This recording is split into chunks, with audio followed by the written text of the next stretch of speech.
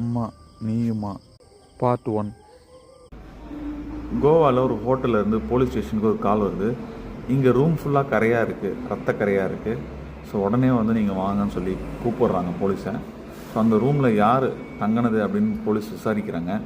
So விசாரிக்கும்போது இது மாதிரி ஒரு அம்மாவும் ஒரு பையனும் ஹோட்டலில் தங்கியிருந்தாங்க. அவங்க ரூமை வெக்கேட் பண்ணி கிளம்பிட்டாங்க. ரூமை க்ளீன் பண்ண வந்த ரூம் பாய் ரூமை க்ளீன் பண்ணும்போது ஒரு சில இடங்களில் கரைகள் இருக்குது, ரத்த கரைகள் இருக்குது அப்படின்னு சொல்லி சொல்கிறாங்க.